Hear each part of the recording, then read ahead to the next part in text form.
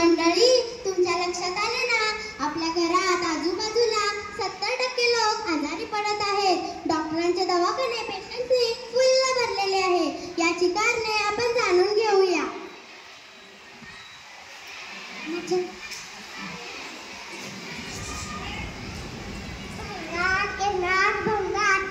Plastic, लोखंड, नदिया या लवकर या.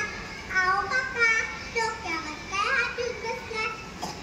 प्लास्टिकात आला की लवकर. अरे पोरा, पत्र्याचे डबे घेतोस का बाबा? हो हो मावशी. किती डबे आहेत? 4 डबे आहेत.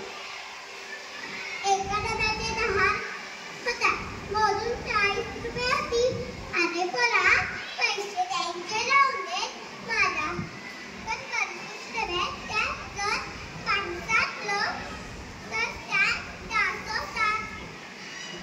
म्हणून मी तुला तुम्हाला देत आहे.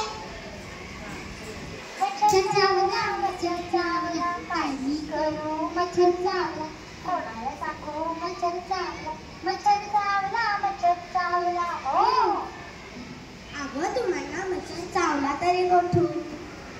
हे मच्छर येतात उरले नाले, गटारी, उघड्या सांडपाण्यातून. हे मच्छर येतात आजूबाजूला टाकलेल्या कचऱ्यामधून, घराजवळ टाकलेल्या नळाच्या करवंट्या, टाळी, फुटलेले प्लास्टिकचे डबे, रिकाम्या बॉटल्स यांमध्ये पावसाचे पावसातून डासांचे पैदास होते.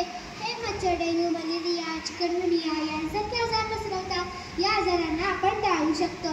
चला तर